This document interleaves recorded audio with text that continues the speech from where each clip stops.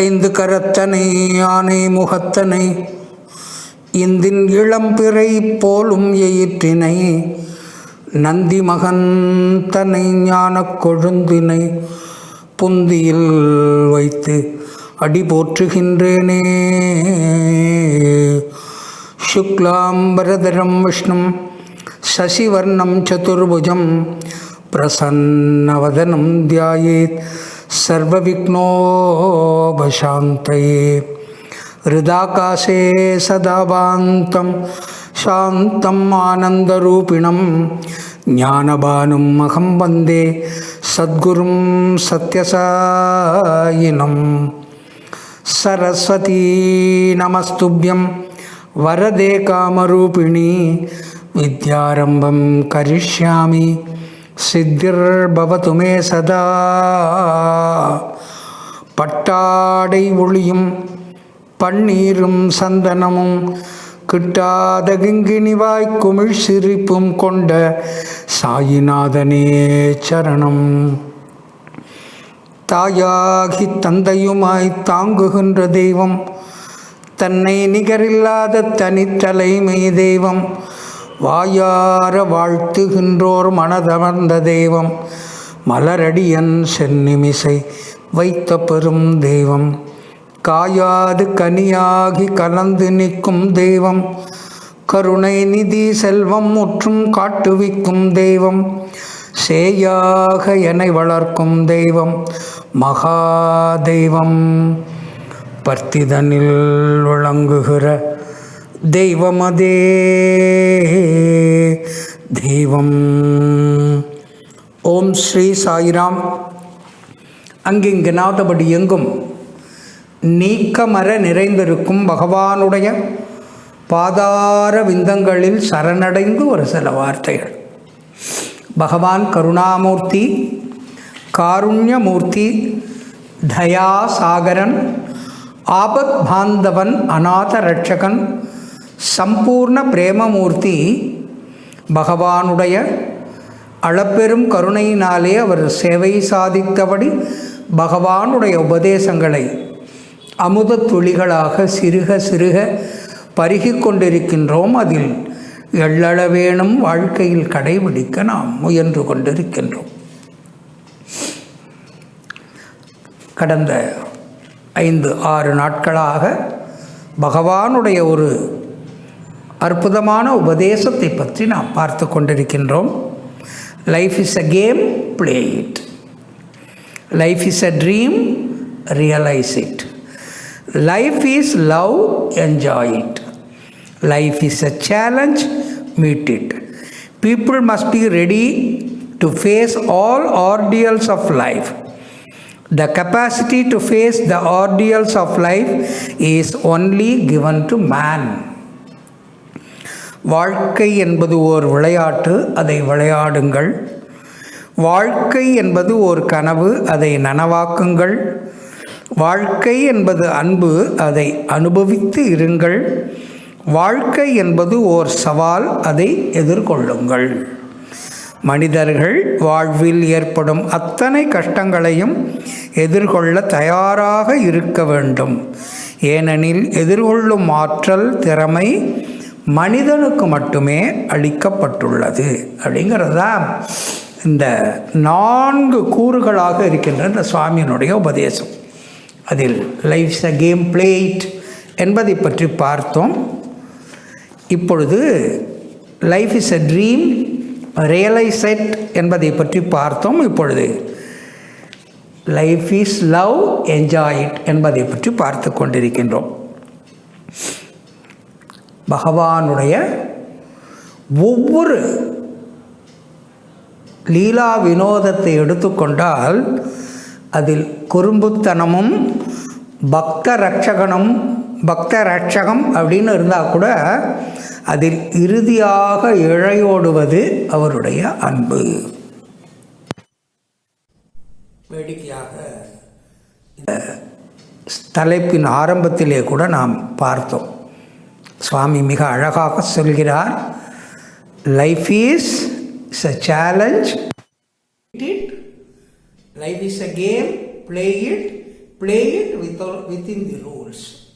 தர்மத்தின் வழியில் நின்று அறத்தை மூலதனமாக வைத்து அன்பை பொழியும் பொழுது நமக்கு எந்த நேரத்தில் எந்த இக்கட்டுக்கள் வந்தாலும் அதை நான் பார்த்துக் கொள்கிறேன் அப்படின்னு சுவாமி சொல்றார். நேற்றுக்கு முடிக்கும் பொழுது உபாசினி மகராஜ், அவர் ஒன்றும் உபாசினி மகராஜ் ஆகல, காசிநாத்தாக இருக்கிறார். அவர் பகவானை எப்படி சந்திக்க வந்தார்? புறவுலக வாழ்க்கையில் நான் அமிழ வேண்டும், அதில் மூழ்கி சொசைட்டியில பெரிய ஆளா இருக்கணும்னு காசிநாத் மீண்டும் மீண்டும் மீண்டும் மீண்டும்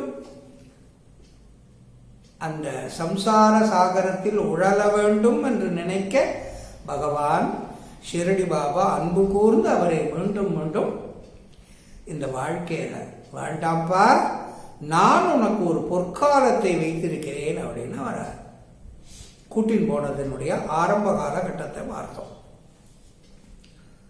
ஒரு இயல்பாகவே மனம் லயப்படுகின்ற ஒரு தியானம் அவருக்கு இருந்தது. தியானம் கைகூடி வரும் பொழுது அதற்கான பலனை பகவான் கொடுக்க வரும்போது நான் திருமணம் செய்து கொண்டு திருமண வாழ்க்கையில் ஈடுபட போறேன் அப்படின்னு போயிட்டார். இப்படி பல்வேறு சந்தர்ப்பங்கள்ல அவர் வாழ்க்கையில துன்பப்பட்ட போதும் வாழ்க்கையில புற இன்பத்தை தேடி ஓடும் போதெல்லாம் பாபாவை பல்வேறு வேடங்களில் போய் அவரை கூட்டிட்டு ஷிரடிக்கு வான்னு சொல்லிட்டார். தத்த பீடத்தில் இருக்கிற தத்தா குருஜிக்கு போறார். உன்னை வைத்து என்னால் ஒன்றும் செய்ய முடியாதுப்பா, உன்னுடைய உடலும் உள்ளும் புறமும் வண்ணம் பூசி இருக்கிறது அப்படிங்கிறார். இவ்வாறு முகமூடி, நீ ஒரு முக்குட் அப்படிங்கிறார். நீ ஒரு முகமூடியை அணிந்து கொண்டு இருக்கின்றார், ஒன்ட்ட என்னால் வேலை பார்க்க முடியாது அப்படின்ட்டு பகு மகராஜ் கிட்ட போறார். அவரும் சொல்கிறார், அத்தலபாக்கு தாம்பூலெல்லாம் கொடுத்துட்டு, அப்பா இன்னும் செய்வதற்கில்லை, நீ ஷிரடி பாபாட்ட போங்கிறார். ஷிரடி பாபாட்ட வந்து தரிசனம் பெற்ற பிறகு குருநாத் சொன்னார்னு வந்தா நான் கிளம்பணும்னா பகவான் அவரை விடவில்லை அப்படின்னு வார்த்தோம். 1911 ஜூன் 27 இது நடக்கிறது. ஷாமா சிபாரிசு பண்ண நான் கிளம்பணும் அப்படின்னும் பொழுது, உனக்கு 2 சாய்ஸ், இங்கே இரு, இல்லைன்னா போய் 8 நாளில் திரும்பி வான்னா. 8 நாளில் யார் வர போறான்னு அவர் கிளம்பி போறார். தத்தபீடத்தில் ரம்யமாக அமர்ந்து குளித்து விட்டு நித்திய கடமை பண்ணும்போது பார்த்தா ஒரு தேஜஸ்வியா இருக்கிற ஒரு பிரம்மச்சாரி வந்து அவரை குதிரை வண்டியில் ஏற்றி பகவான் தரிசனம் செய்ய போகின்ற பக்தர்களோடு சேர்த்து அவர் அமைச்சுட்டார். இந்த கதையை பார்த்தோம். பகவான் மீண்டும் வந்த பிறகு வந்து விட்டாயா காசிநாத் அப்படிங்கிற நொந்து போறார். மீண்டும் ஷிரடி வந்தோம் என்றால் வந்து விட்டாயான்னு ஷிரடி பாபா கேட்கிறாரு. அப்படின்னா 8வது நாள் வந்து விட்டாயா நீ அப்படின்னு சொன்னோடனே வருது. எங்க 8 நாள் ஆச்சு? நாம் சென்று 8 கிலோமீட்டர், 8 மைல், அதாவது 12 கிலோமீட்டர் தான் போயிருக்கோம். கோப்பர்காவனுக்கு ரயில் ஏறுகின்ற சமயத்தில் நம்மளை பிரம்மச்சாரி ஏற்றி விட்டார். இல்லையா, நேற்று கிளம்புனோம், நேற்றுக்கு மத்தியானம் கிளம்புனோம், இன்னைக்கு ஆத்தால வந்திருக்கோம்னா ஷாமாட்டு போய் அந்த தரிசனம் முடிந்த பிறகு கேட்டார், அப்பனே நீ சென்று 8வது நாள் திரும்பி வந்திருக்கிறாய் அப்படின்னா திக்கு முக்காடி போறது. இது ஜூன்ல நடக்கிறது. அக்டோபர், நவம்பர், டிசம்பர் எல்லாம் வரிசையாக பாபாட்ட போய் நிற்கிறார். பாபா நான் செல்ல வேண்டும், ஒன்னா அனுமதிக்க மாட்டேன் அப்படிங்கிறார். ஒரு நாள் ஷாமாவுக்கே பொறுக்கிறார். பாபா, இவருக்கு என்ன வேலை வச்சிருக்கீங்க, ஏன் இவரை பாடாய்படுத்துகிறீர்கள் அப்படிங்கிறார். இவன் 4 வருஷம் இருக்கணும், இவனுக்கு என்னுடைய அவதார பணியில ஒரு பெரிய வேலை வச்சிருக்கேன்ப்பா, பெரிய வேலை வச்சிருக்கேன். அதனால அவன் 4 வருஷம் என்னோட இருந்துதான் ஆகணும். ஏய் காசிநாத், உன்னை நான் கூட்டம் கூட்டமாக உன் காலடியில் மக்கள் விழும்படியாக உன்னை உயர்த்தப் போகிறேன் அப்படிங்கிறார். எவ்வளவு அன்பு! சுவாமியை பற்றி சொல்லும் பொழுது ஷிரடி பாபா போல சத்யசாயி அவதாரத்தில் சொல்லும்போது ஸ்டூடெண்ட்ஸ் பல பேர் நல்ல வேலை கிடைத்து போய் வாழ்க்கையினுடைய இன்பங்களை தூய்த்து விட்டு இந்த 40 வயசு ஆகும்போது ஐயோ சுவாமியோடு இப்படி இருந்தோமே, ஐயோ சுவாமியோடு அப்படி இருந்தோமே என்று நினைத்து கூணி குறுகி 10, 12, 15 வருடங்கள் கழித்து புட்டபர்த்தி முதல்ல வருவாங்க. பகவான் இயல்பாக பேசுவார். ஒரு பையனுக்கு தாளலை கேட்கிறேன், சுவாமி நீங்கள் அப்படியே இருக்கிறீர்கள், என்னை பற்றி உங்களுக்கு நான் பண்ணதை பற்றி உங்களுக்கு கோபமே இல்லையா அப்படிங்கிறேன். நான் ஏன்பா கோபப்படணும்? என் பக்தர்கள் என்னிடம் எப்போது வந்தாலும் நான் சமநிலையில் இருந்து அவர்களுக்கு ஆசீர்வாதம் பண்ணுறேன் அப்படிங்கிறார். அந்த மாதிரி ஷிரடி பாபா சொல்கிறார், உனக்கென்று இந்த அவதாரத்தில் ஒரு வேலை இருக்குப்பா, அதை நீ முடித்தாக வேண்டும். உன்னை எல்லோரும் கொண்டாடுகின்ற மாதிரி நான் உன்னை வைக்க போகிறேங்கிறார். அட போயா, என் மனைவியை பார்க்கணும், என் குழந்தைய பார்க்கணும்னு தடுமாறிக்கொண்டு இருக்கின்றேன். 11 மாதம் ஆச்சு, நான் 9 மாதம் ஆச்சு என்னுடைய மனைவியை கண்ணில் காமிக்கல பாபா, ஏன் இப்படி இருக்கிறார்? அதாவது சம்சார சாகரத்தில் உழல வேண்டும் என்று உபாசினி மகராஜ், இல்லை இல்லை உன்னை உயர்த்தித்தான் தீருவேன் என்று பகவானுடைய அளப்பரிய கருணை. ஷாமா ஒரு நாள் கேட்கிறார், பாபா இவருக்கு என்ன வேலை? 4 வருஷம் இருக்கணுங்கிறாளே, என்ன வேலை இருக்கு? சும்மா இருக்கிறது தான் வேலைங்கிற. அடும் பொருள் அணிசேவலன பாடும் பணியே பணியாய் அருள்வாய் தேடுங்கயமாமுகனை செருவில் சாடும் தனியானை சகோதரனே செம்மான் மகளை திருடும் திருடன் பெம்மான் முருகன் பிறவான் இரவான் சும்மாயிரு சொல்லறவென்றலுமே அம்மா பொருளொன்றும் அறிந்திலனே. சும்மா இருக்கிறதாம்பா கஷ்டம். சுவாமி எப்படி சும்மா இருப்பது? வாய் பேசாமல் இருக்கின்றோம், உள்ளம் அலைப்பாய்கிறது. வாய் பேசாமல் இருக்கின்றோம், இதயம் எங்கெங்கோ சென்று மீண்டும் அந்த ஜபத்திற்கோ தியானத்திற்கோ மீண்டும் திரும்பி வருகிறது. அதனால் சும்மா இருப்பது ரொம்ப கஷ்டம். ரொம்ப அழகா பகவான் பழைய பிரசாந்தி மந்திரில் இருக்கின்ற அந்த பிரசாந்தி கொடி, அதில் இருக்கின்ற தாமரைகள், அந்த படிகளை பற்றி சொல்லும்போது அழகா சொல்லுவார்.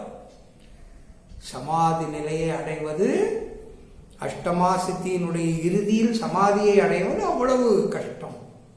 அது அவ்வளவு எளிதான காரியம் அல்ல. 15 வினாடிகள் உங்களால் ஒரே பொருளில் நிலைத்திருக்க முடிந்தால் நீங்கள் சமாதிக்கு போயிடலாம். நம்ம கவுண்ட் பண்ணி பார்க்கலாம், நம்மளே இதை சோதித்து பார்க்கலாம். அவ்வளோதான். 10 செகண்ட் 5 செகண்டுக்கு மேலே நமக்கு மனம் ஒன்றில் நிலைப்பதில்லை. என்னால் இருக்க முடியாது பாபா, நான் செல்ல வேண்டும். சுவாமி சிரிச்சுட்டு போயிடுறார். மீண்டும் முறை கிளம்பணும்னு பார்க்கிறார், கிளம்ப முடியவில்லை. தொடர்ந்து தடங்கல்கள். ஒரு நாள் அவரை தர்பாரில் இருக்கும்போது சுவாமி கூப்பிட்டு, கண்டோபா கோயிலுக்கு போ, அங்கு அமைதியாக இரு அப்படிங்கிறார். தர்பாரில் உட்காந்து புலம்பாத. பண்டரிநாத் கண்டோபா கோயிலை பற்றி நாம் பார்த்துருக்கோம். ஷிரடி கண்டோபா கோயிலில் பகத் மகள்சாபதி இருக்கின்ற இடம், அங்கே போய் நீ உட்காந்து போ அப்படிங்கிறார். அங்கே போய் உட்காந்து ஆழ்ந்த நிலையில் உச்சாரணம் பண்ணோங்கிறார். தொடர்ந்து மந்திர ஜபம் அறிவிக்கிறார். அப்போதான் காப்பருடைய வரார். அவர் உபன்யாசம் செய்ய, அவர் உபன்யாசத்துக்கு அவர் புரோஸ் அவருக்கு எடுத்து கொடுக்கறது, கேள்விகள் கேட்கறது அப்படின்னு கிட்டத்தட்ட ஒரு 9 மாதங்கள் ஆத்ம விசாரத்தில் ஒரு எஜுகேஷனை கற்றுக்கலாம்.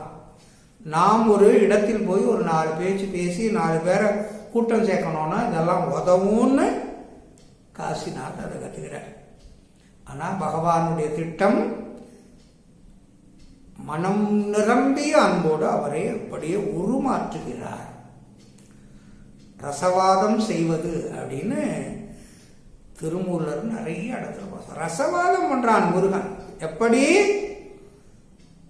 பால், தேன், தயிர், மண்ணு, குப்பை, மட்டை எல்லாவற்றையும் எடுத்து முருகா என்று ஒரு முறை சொன்னவுடன் அதை ரசவாதம் செய்து அவனுடைய அழகுக்கு அவனை அடிமையாக்கி விடுகிறான் அப்படிங்கிற அந்த மாதிரி இங்க ஷிரடி பாபா அவரை போட்டு பசிகிறார். அந்த 9 மாதங்களில் அவருக்கு ஆத்ம விசாரத்தினுடைய புக்கிஷ் நாலேஜ், ஞானம், புக்கிஷ் நாலேஜ் கிடைக்கிறது. இது கிடைத்த பிறகுதான் அவர் யோசிக்கிறார், பகவான் 4 வருஷம் விடமாட்டார்னா இந்த 4 வருஷத்துல நம்ம எதையாவது புண்ணியம் சேர்த்துப்போம் அப்படின்ட்டு திரிகால சந்தியாவந்தனம் அதெல்லாம் முறைமையாக பண்றார். ஒரு நாளைக்கு மத்தியானம் மாத்தியானிகம் பண்றார். ஜலத்தை கையில் வச்சுட்டு அப்படியே ஓம் பூர்வ சுக கேசவாய நமக நாராயணாய நமகன்னு அந்த தர்ப்பணம் சூரியனுக்காக அந்த நீரை தர்ப்பணம் செய்யும் பொழுது சூரிய ஒளி உச்சியில் நேரப்படுறது. கையில் விழுகின்ற அந்த சூரிய ஒளியை பார்த்தது தான் சாக்கு. கண்கள் எல்லாம் பளிச்சு பளிச்சு பளிச்சுங்கிறது கண் பார்வை போய்விடுகிறது. என்ன சார், அன்பை பற்றி பேசணும். பகவான் அன்பால் எப்படி ஆட்கொண்டார், அதை எப்படி அனுபவித்ததுன்னு சொன்னா, ஒரு ஆளை வலுக்கட்டையமா கூட்டின்னு ஷிரடியில் உட்கார வச்சு அவருக்கு கண்ணு பார்வை போனதை பற்றி சொல்றேன். இது நடக்குமா? இது லைஃப் இஸ் எ லவ்னு இல்லை, லைஃப் இஸ் ஹேட் இல்லை, லைஃப் இஸ் எ வார் அப்படின்னு இல்லை கொடுத்துருக்கணும். லைஃப் இஸ் லவ்ங்கிறதுல இதை பேசுறேளே சார் அப்படின்னு நினைக்கலாம். இதனுடைய இறுதியில் நடக்கும் பொழுதுதான் இந்த காசிநாத் உபாசனி பாபாவாக மாறும் பொழுது எப்பேற்பட்ட பாக்கியத்தை பகவான் தன்னுடைய அளப்பெரும் அன்பினால் அவருக்கு சாதித்து கொடுத்தார் அப்படிங்கிறது முடியும். பிரம்மாண்ட நாயகா பாபா பர்த்திபுரீஸ்வர் பாபா, பிரம்மாண்ட நாயகா பாபா பர்த்திபுரீஸ்வர் बाबा, चांद और सूरज तुमने बनाए, नदिया सागर तुमने बनाए, नदिया सागर तुमने बनाए, ब्रह्मांड नायका बाबा पतिपुरीश्वर बाबा, अयोध्या नगरी तुमने बनाई, द्वारक नगरी तुमने बनाई, अयोध्या नगरी तुमने बनाई, द्वारक नगरी तुमने बनाई, शिरडी पति तुमने बजाए, बाबा शिरडी पति तुमने बजाए, ब्रह्मांड नायका बाबा पतिपुरीश्वर बाबा, ब्रह्मांड नायका बाबा சக்திபுரீஸ்வர் பாபா.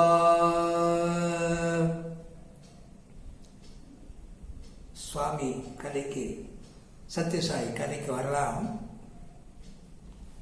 1980 நிறைய ரஷ்யன் டிவோட்டி சுவாமிகிட்ட வராங்க. அதற்கு 2 காரணம். ஒரு காரணம், பகவான் தன்னுடைய மருத்துவ சேவை மெடிக்கல் கேம்பை ஒரு 2-3 டாக்டர்கள் மூலமாக அதை அப்படியே விரிவுபடுத்தினார். எப்படி விரிவுபடுத்தினார் அப்படின்னா, எங்க பிரிமிட்டிவ் ஃபெசிலிட்டி இருக்கோ அந்த இடத்துக்கு பகவான் அதை விரிவாக்கம் செய்கிறார். அப்போ மாதிரி பிரிமிட்டிவ் ஃபெசிலிட்டிஸ் இருந்த அந்த ரஷ்யாவில் தான் பகவானுடைய மெடிக்கல் சர்வீஸ் ஃபஸ்ட்டு போகிறது. அப்போ தான் நிறைய ரஷ்யர்கள் பகவானை நோக்கி சாரியாக பகவானுடைய அருளை வேண்டி வருவார்கள். எனக்கு நல்லா ஞாபகம் இருக்குது. 90-80 லேட் 80ஸ்லேருந்து 90கள் ஆரம்பம் போது அவர்கள் நிறைய பேர் பிருந்தாவன் சர்வீஸ் இருக்கும்போது பார்த்துருக்கேன். பேட்சாக மே மாதம் பகவான் இட்டாலியன்ஸ் அண்ட் ரஷ்யன்ஸ், ஜப்பானீஸ் 3 பேர் நிறைய ஃபாரினர்ஸ் அந்த நாடுகள்லேருந்து பகவானிடம் அருள் பெற்று செல்வார்கள். சுவாமி ஒரு டாக்டர்கிட்ட மெடிக்கல் கேம்ப், ஒரு ஐ டாக்டர், அவர்கிட்ட மெடிக்கல் கேம்ப் பண்ண வச்சு தொடர்ச்சியாக அந்த விஷயங்கள் பெரிதாக ஆகி இன்டர்நேஷ்னல் மெடிக்கல் கேம்ப் பண்ணுற அளவிற்கு அவர் வளர்ந்து விட்டார். அதில் எல்லாம் வேலை பார்க்குற எல்லோருமே தங்கள் எல்லா ப்ரொஃபஷனையும் விட்டுட்டு முழு நேரம் பகவானுடைய மெடிக்கல் கேம்ப் நடத்துது அதையே பணியில் ஈடுபட்டிருக்கிறார்கள். அவங்க ரஷ்யாவுக்கு போகிறாங்க. கசகிஸ்தானில் சாயிராம் அப்படின்னு ஒரு இடம் பார்த்தா, சாயிராம்னு ஒரு நதி ஓடுகிறது ஒருங்கிணைந்த ரஷ்யாவில். அந்த நதி ஓடுகின்ற இடம், நகரம் பேர் சாயிராம், அந்த நதியின் பெயர் சாயிராம், இந்த முக்கியமான தெருவின் பெயர் சாயிராம். இது என்னடா, இந்தியாவிலேயே புட்டபர்த்தியிலேயே சாயிராம் தெரு, சாயிராம் நகரம் அப்படின்னு இல்லை. புட்டபர்த்திங்கிற ஒரிஜினல் பேர் தான் இருக்கு. இப்படி ஒரு நகரமா ரஷ்யாவில் அப்படின்னு போய் கேட்டால், ஆமாம், இங்கு எங்களுக்கு அனைத்தையும் கொடுப்பவர் பகவான் அப்படிங்கிறாங்க. இந்த நதி ஓடுவது புனிதமாக கருதப்படுகிறது. இந்த நதியினுடைய நீரை பகவான் எங்களுக்கு செறிப்படுத்தி கொடுக்கும். அது ஒரு சந்தர்ப்பத்தில் அந்த கதையை பார்க்கலாம். So Russians are, there are more Sai devotees in Russia அப்படிங்கிறார். No, we are not Russians, we are Russians அப்படிங்கிறாங்க இந்த பக்தர்கள். அப்படின்னா என்னன்னா, இறைவனிடம் எங்களை அர்ப்பணித்தவர்கள் அப்படின்னு ரஷ்ய மொழியில் பேர். அதாவது தாசானுதாசன் வைணவ பாஷையில் சொல்கிறோம் இல்லையா, அந்த மாதிரி ரஷ்யன்ஸ் அப்படின்னா தாசானுதாசன், இறைவனின் அடிமைகள், இறைவனுக்கு தாசர்கள் அப்படின்னு வரும். தண்ணி கஷ்டம். ரொம்ப ஒரு இன்னர்மோஸ்ட் வில்லேஜில் ஒரு மெடிக்கல் கேம்ப் நடத்துகிறாங்க. போனால் தண்ணி கஷ்டம், டாய்லெட் ஃபெசிலிட்டிஸ் ரொம்ப ப்ரிமிட்டிவாக இருக்குது. அந்த மாதிரி இடத்துல போய் மெடிக்கல் கேம்ப் போடணும். மெடிக்கல் கேம்ப் போடும் பொழுது பகவான் சொல்கிறார், அங்கு இருக்கின்ற நிலவரத்தை சொல்லிட்டு வாலண்டியர்ஸை கூட்டிகிட்டு போகணும் அப்படிங்கிறார். 1 வாலண்டியர்ஸில் 3 பேராமெடிக்கல் ஸ்டாஃப், நர்சஸ் தவிர, ப்ரொஃபஷனல் டாக்டர் தவிர, இம்பார்ட்டண்ட் ஒருத்தர் தேவை. அவர்கள் இன்டர்பிரட்டர்ஸ் இல்லைன்னா அந்த மாதிரி இடங்களில் நாம் வேலை பார்க்க முடியாது. அப்படிங்கிறதுனால அந்த இன்டர்பிரட்டர்ஸ் அவங்க எல்லாரும் போவாங்க. அவர்கள் போகின்ற இடம் எப்பேற்பட்ட இடம் அப்படின்னா, 100 பேர் வெளியூர்லேருந்து வந்தாங்க அப்படின்னா கிட்டத்தட்ட 33 பேர் மலேரியாவில் இறந்து விடுகின்ற மாதிரியான ஒரு நகரம். அந்த இடத்துக்கு மெடிக்கல் கேம்புக்கு போகிறோன்னும் போது பகவான் சொல்கிறார், லீடராக இருக்கிற டாக்டர்கிட்ட, டாக்டர் இந்த மாதிரி இந்த தகவலை சொல்லிவிட்டு நீங்கள் போகணும், நான் இருக்கேன், நான் காப்பாற்றுவேன் என்று வருபவர்கள் இப்படித்தான் இயற்கையான நிலைமை. அங்கு நிறைய பேர் மலேரியாவில் இறந்து கொண்டிருக்கிறார்கள். அப்படிப்பட்ட ஒரு இக்கட்டான இடத்துல போய் தான் இந்த மெடிக்கல் கேம்ப் போகிறோன்றதை சொல்லி கூட்டிகிட்டு போவோம் அப்படிங்கிறார். அந்த மாதிரி மலேரியா பரவிய இடங்களில் எல்லாம் நம்ம மெடிக்கல் கேம்ப் போடுறாங்க. அதில் ஒரு அம்மா அந்த மெடிக்கல் கேம்ப் கிட்டத்தட்ட ஒரு 10 மெடிக்கல் கேம்ப் ஒரு 200 ஸ்கொயர் மீட்டர் இதில் இருக்கிற சின்ன சின்ன நகரங்களில் சாய் ஆர்கனைசேஷன், இன்டர்நேஷ்னல் ஆர்கனைசேஷன்லேருந்து இந்திய டாக்டர்கள், நான் இந்தியன் ஃபாரின் டாக்டர்ஸ் எல்லோரும் சேர்ந்து அது பண்ணுறாங்க. இந்த மெடிக்கல் கேம்ப் வரும்போது ஒவ்வொரு மெடிக்கல் கேம்புக்கும் ஒரு அம்மா வராங்க. அந்த அம்மா ஒரே வேலை செய்வார்கள். டாய்லெட் ஃபெசிலிட்டி டெம்பரரியாக ஏற்பாடு செய்து அதை மெயின்டைன் பண்ணணும். அந்த வேலை அதிலிருந்து இந்தியன் டாய்லெட்ஸ் இருக்கிற அளவுக்கு இருக்கின்ற கிராமங்கள் அப்படி வளர்ந்துருக்கு. இப்போ அந்த டாய்லெட்ஸ்லாம் க்ளீன் பண்ணணும். எப்படின்னா அந்த டாய்லெட்ஸில் கொஞ்சம் தண்ணியை வச்சு கிளென்லினஸ் மெயின் பண்ணி சுகாதாரத்தை மேம்படுத்தி அந்த மாதிரி இருக்கணும். அந்த அம்மா எல்லா கேம்புக்கும் வராங்க. ஒரு நாள் டாக்டர் கேட்குறேன், அம்மா இவ்வளவு வயதானவர்களாக இருக்கிறீர்களே, ஏன் எப்போ வந்தாலும் எல்லா கேம்புக்கும் வரணும்னு அவசியம் இல்லைம்மா, நீங்கள் ஒரு கேம்ப் 2 கேம்ப் மிஸ் பண்ணி கூட வரலாம். உங்கள் வயசு என்ன அப்படிங்கிற அந்த தலைமை டாக்டர். என்னுடைய வயதா? ஐ எம் ஒன்லி 76 அப்படிங்கிறோம். ஆச்சரியப்பட்டு போகிறாங்க. 76 வயதில் நாங்கள் உபயோகப்படுத்துகின்ற டாய்லெட்டை க்ளீன் பண்ணுறீங்களே அப்படிங்கிற. இறைவனின் அடியார்களுக்கு சேவை செய்வது என்னுடைய தொழில். என்னால் மெடிக்கல் ப்ரொஃபஷனில் உங்களுக்கு உதவ முடியாது, எந்த வகையில் நான் உதவுகிறேன் அப்படிங்கிறாங்க. இந்த அம்மா தண்ணி பஞ்சம் இருந்தால் நாங்கள் எல்லாரும் விபூதியை போட்டு ஸ்நானம் பண்ணிட்டு அடுத்த நாள் பகவான் பிரேயர் 9 காயத்ரி சொல்லிட்டு அம்மாட்டுக்கும் வேலையை பார்க்க வேண்டும். அப்படிப்பட்ட நகரங்கள் இருக்கிற இடம். இந்த அம்மா இருக்கிற தண்ணியை கன்சர்வ் பண்ணி அழகாக அந்த டாய்லெட்ஸை மெயின்டைன் பண்ணிட்டு இருக்காங்க. ஒரு நாள் எல்லாம் க்ளீன் பண்ணுறதெல்லாம் பார்த்துட்டு இருக்கும்போது பார்த்து விட்டு விபூதி ஒரு ஊதுவத்தி ஏற்றி வைக்கிறாங்க டாய்லெட்டில். உண்மையாக நடந்த ஒரு சம்பவம். எனக்கு அப்படியே மயிர் கூச்செறிந்து விட்டது. பார்த்தோன்னே முகம் சொல்லிக்கும். ஆனால் டாய்லெட்டை க்ளீன் பண்ணி ஊதுவத்தி பூஜை அறையில் வைக்கின்ற ஊதுவத்தியை அங்கே வைக்கிறாங்க அப்படின்னு எல்லாம் நினைக்கிறாங்க.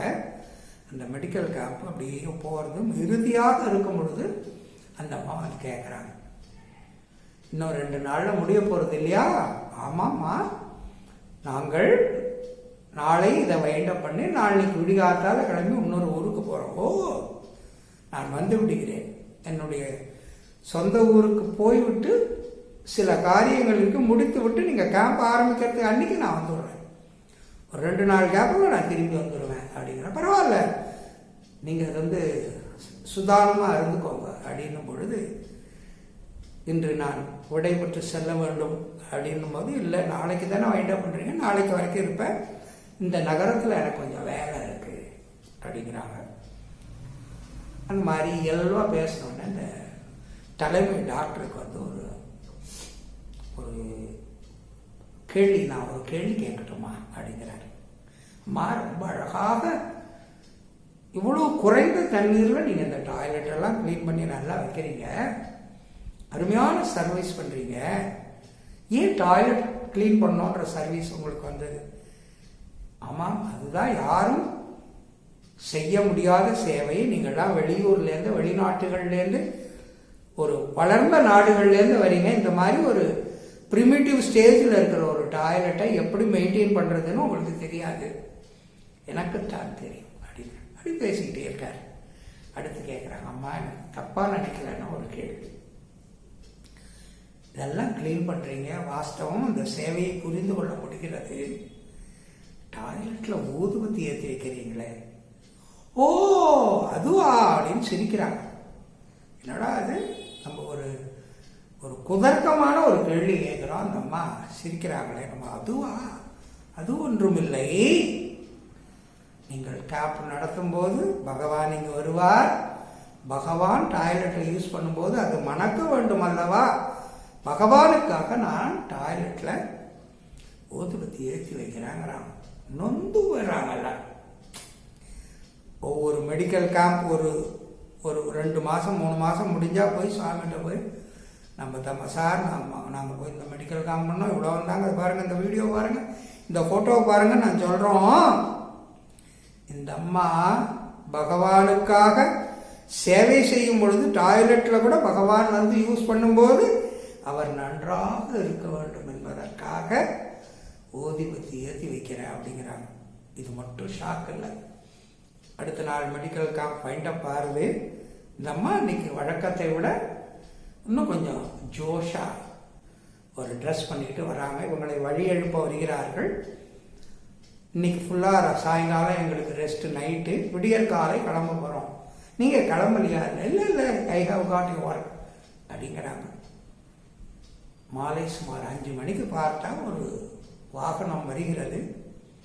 அப்படியே பல வயதில் இருக்கிற பலவேறு இளைஞர்கள், யுவதிகள், நடுத்தர வயதினர் எல்லாரும் இறங்குறாங்க. எல்லாரும் ஓடி வந்து இந்த அம்மாவை பார்த்து சுற்றி நின்று எல்லோரும் அவர் காலில் விழுகிறார்கள். இந்த டாக்டர், அந்த மெடிக்கல் டீம் எல்லாருக்கும் வளர்த்து போச்சு, என்னடா. அப்போ வந்து இவர் பார்க்கும் பொழுது உடனே அந்த குழுவில் வந்தவர்கள் எல்லாம், you know one thing, she is the great western singer அப்படின்னு ஒரு பேர் சொல்றான். ரஷ்யாவில் பிரபலமாக இருக்கின்ற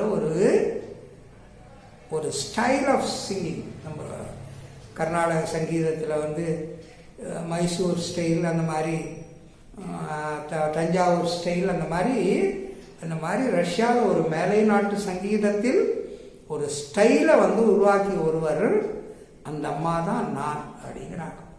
இந்த அம்மா வரட்டு போகிறாங்க. டாக்டர், என்னம்மா இப்படி பண்ணிட்டீங்க? ஒய்? நான் என்னுடைய தொழிலுக்காக அந்த வேலையை செய்கிறேன், என்னுடைய மன திருப்திக்காக பகவானுடைய சேவை செய்கிறேங்கிறாங்க. இன்னைக்கு அந்த அம்மா பாடுறாங்க. சுற்று வட்டாரத்தில் இருக்கிற அத்தனை மக்களும் வந்து அந்த அம்மா பாடுறத வந்து ஜெகஜோதியாக கேட்கிறார். அதில் பேஷண்ட்டாக வந்து அந்த அம்மா டாய்லெட்டெல்லாம் மெயின்டைன் பண்ணுறதை பார்த்தவர்கள், ஓ நீங்கள் சாய் கேம்பில் நீங்கள் தானே சர்வீஸ் பண்ணீங்க? ஆமாம், நான் சர்வீஸ் பண்ணேன். ஜெகஜோதியாக பாடுகின்றார். அங்கே வந்த டாக்டர்கள், நர்ஸ், ஜப்பான், லண்டன், யூஎஸ்லேருந்து வந்த டாக்டர்லாம் தலை குடியிடும். 4 மாதம் வேலை பார்த்துட்டு 1 மாதம் புட்டபர்த்தி போய் இல்லை பெங்களூர் போய் நாம் தம்பட்டம் அடிக்கிறோம். சுவாமி, நான் அதை இந்த கேம்ப் போட்டேன், 5 கேம்ப் போட்டேன், 10 கேம்ப் போட்டேன் சுவாமி, 1400 பேஷண்ட் பார்த்தேன் சுவாமி, அப்படி சுவாமி, இப்படி சுவாமி. எவ்வளவு நாம் செய்கின்றோம்.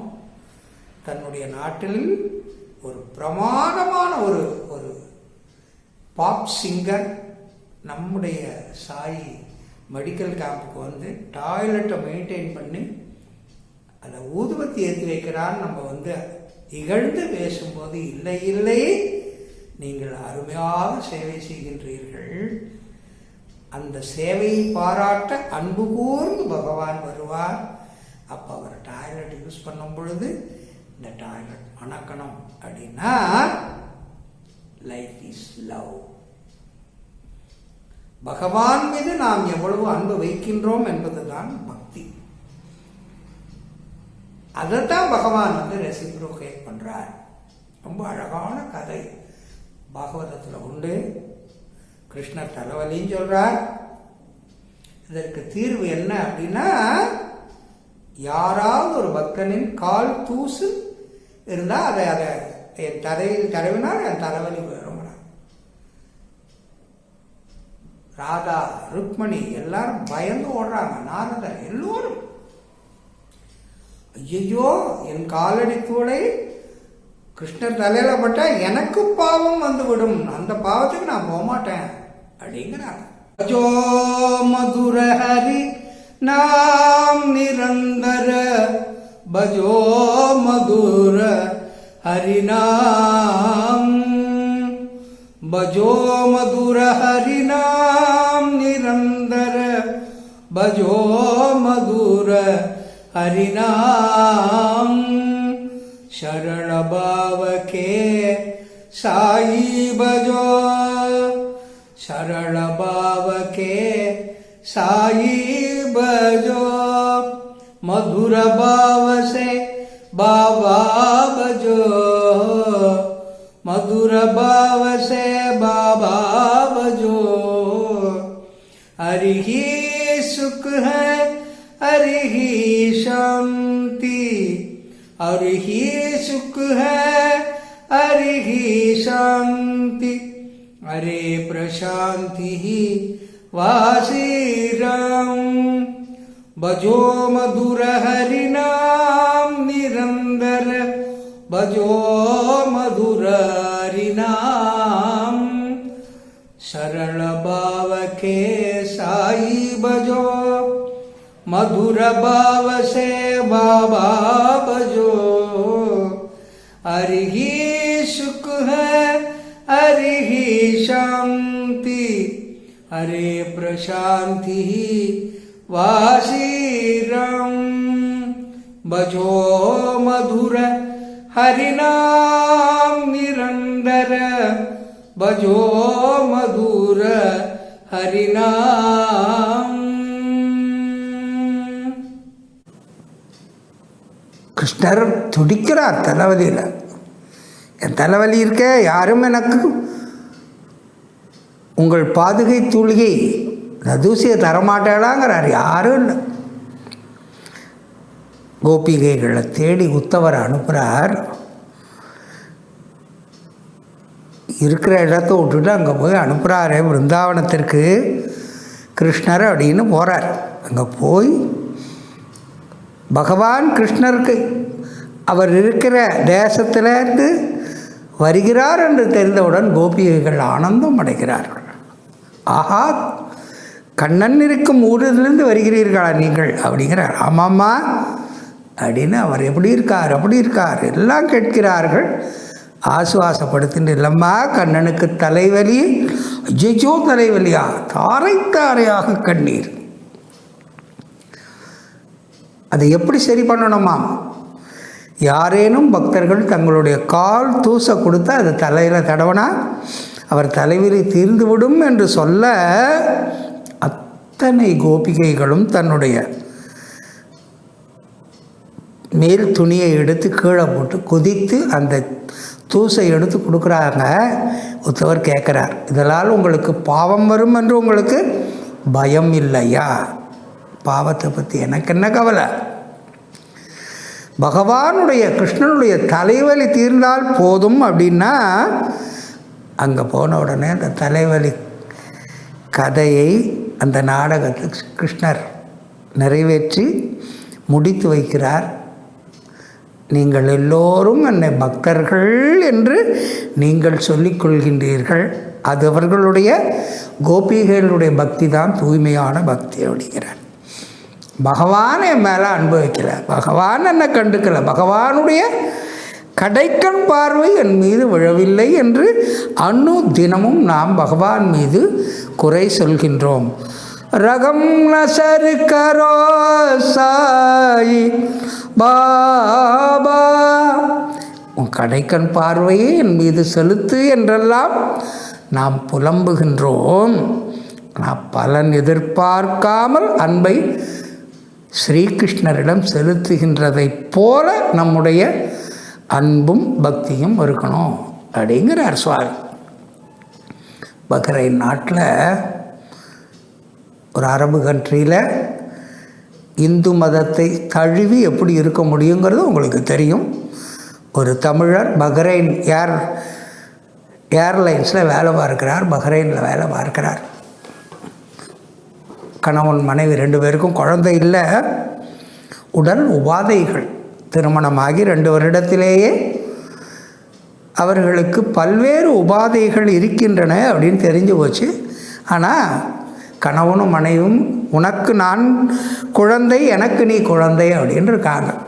கொஞ்சம் கொஞ்சமாக பகவானை பற்றி கேள்விப்படுகிறார்கள், பரிச்சயம் ஏற்படுகிறது. சாய் சென்டருக்கு போகிறாங்க.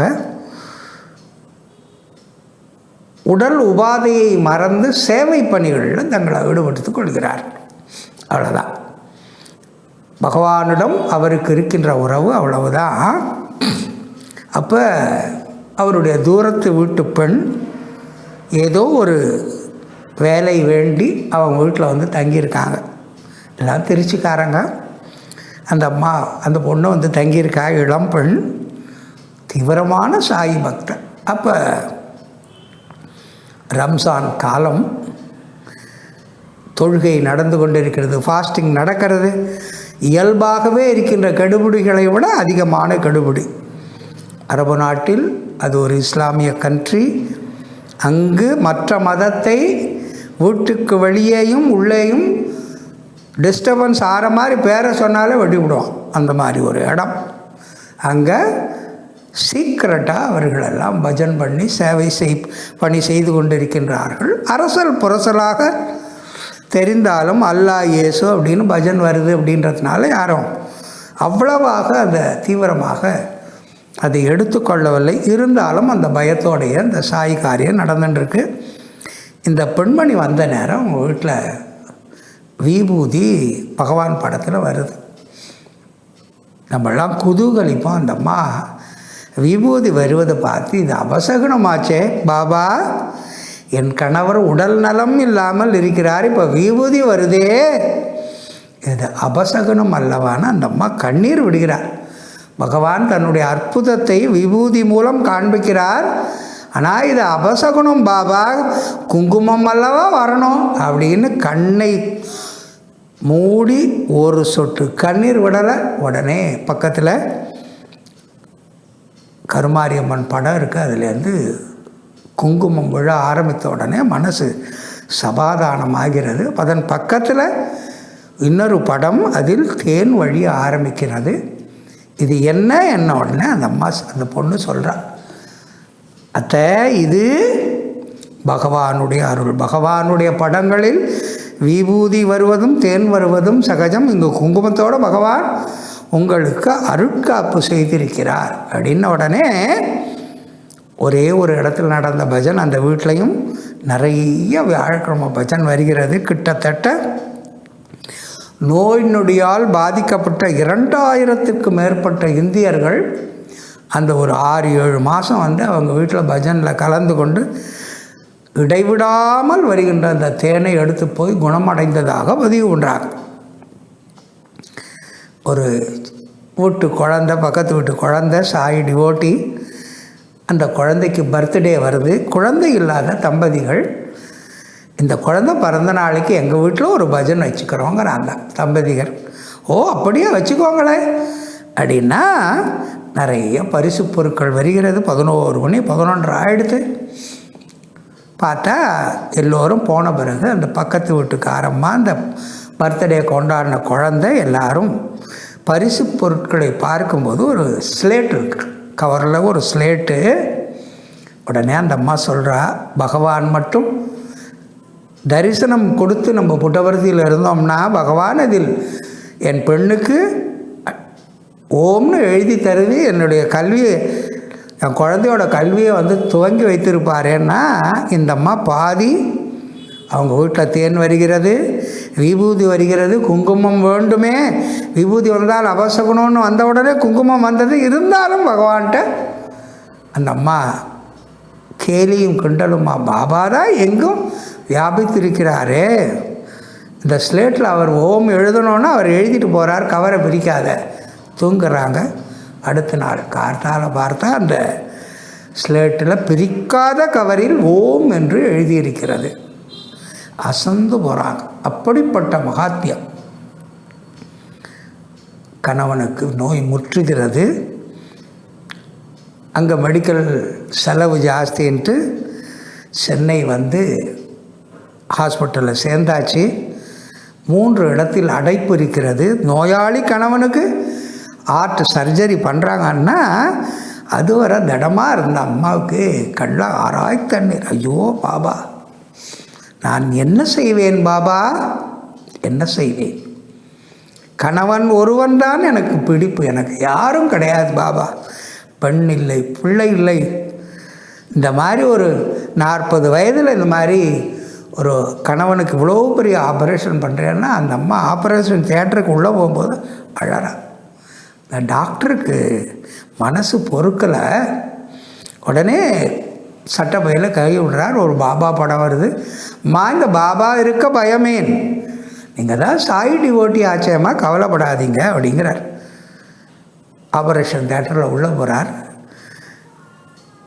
அந்த கணவனுக்கு இப்போ ஆர்வம் வந்துருது. அடடா, இந்த டாக்டர் மனைவிக்கு சாய் படம் கொடுத்து ஆறுதல் பண்ணார். டாக்டர், நீங்கள் ஒரு சாய் டிவோட்டியா? இல்லைப்பா.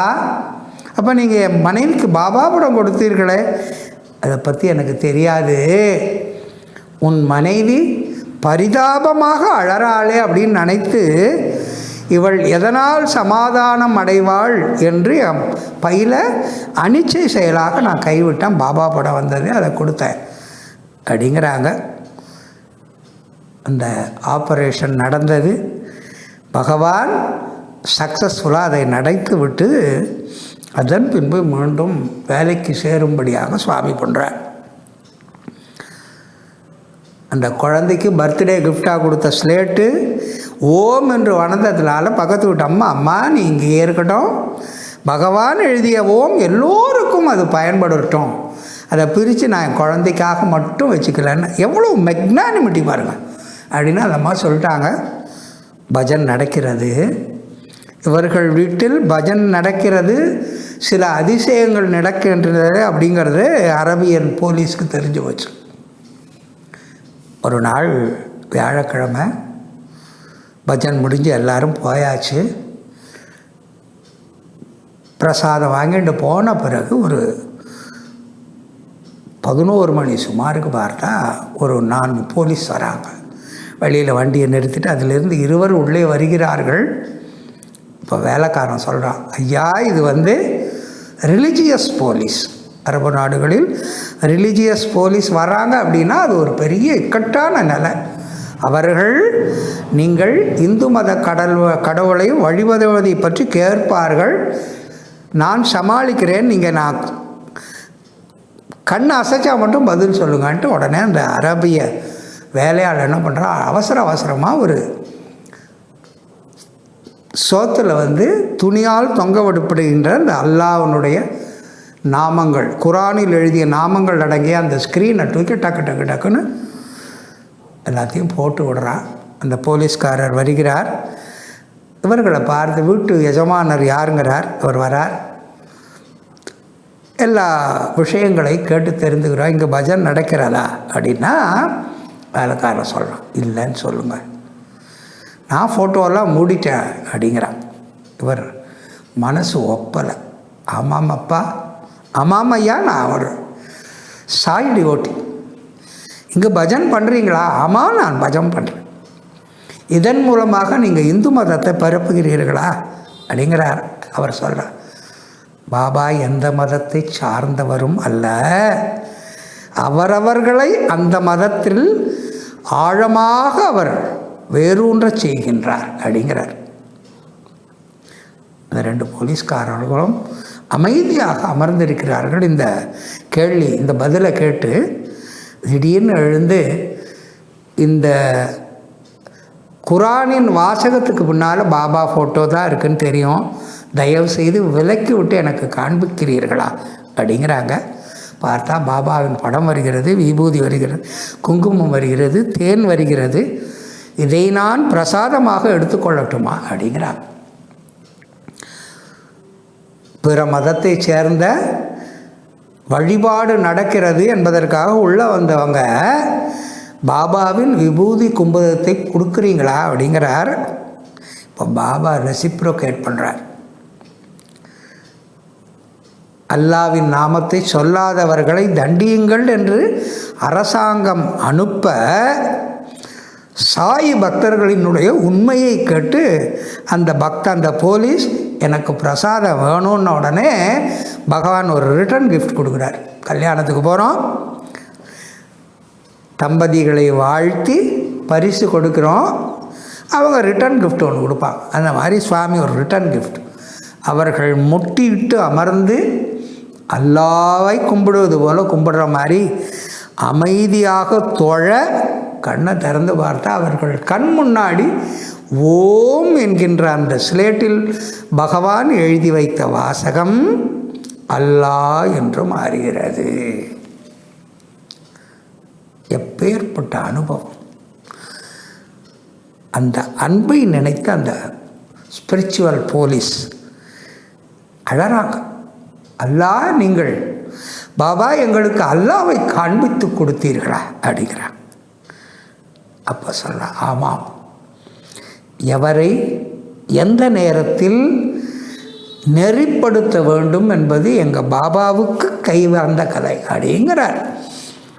3 மாதம் முன்னாடி நோயாளியாக இருந்தபோதே இதய ஆபரேஷன் பண்ணவர் நெஞ்சை நிமிர்த்தி சொல்கிறார், ஆம், எங்கள் பாபா ஒரு முஸ்லீமை நல்ல முஸ்லீமாக மாற்றக்கூடிய வல்லமை படைத்தவர், ஒரு கிறிஸ்துவனை நல்ல கிறிஸ்துவனாக மாற்றக்கூடிய வல்லமை படைத்தவர், ஒரு பகுத்தறிவாளன் என்று சொல்பவரை எல்லாம் நானே என்று அடிபணிந்து நடக்க அன்பை பரிமாறிக்கொள்பவர் அப்படிங்கிறார்.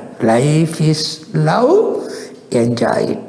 இதில் நோயாளி தம்பதிகள் அன்பை பரிமாறிக்கொண்டார்களா, அல்லது அவர் வீட்டிற்கு வந்த அந்த சாய் பக்தைக்காக பகவான் அன்பை சொரிந்தாரா? இளம் குழந்தையினுடைய பிறந்த நாளுக்கு ஓம் எழுதி அந்த குழந்தையை மகிழ்விப்பதற்காக அன்பை செலுத்தினாரா? இல்லை. அரபு காவலாளிகள், ரிலிஜியஸ் போலீஸ் வந்தபோது அவர்களையும் நெறிப்படுத்தி அவர்களிடமும் சாய் அன்பு என்றால் என்று அவர் வெளிப்படுத்தினாரா? எல்லாமும் தான். Life is love, we must enjoy it as Sai devotees. அருமையான உபதேசம், ஆழ்ந்த கருத்துக்கள். தொடர்ந்து பயணிப்போம். சாய்ராம்.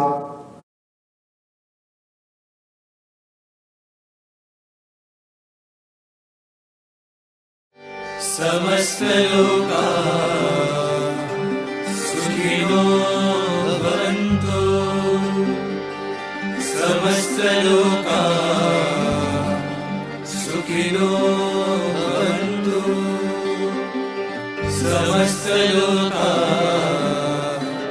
सुखिनो भवन्तु।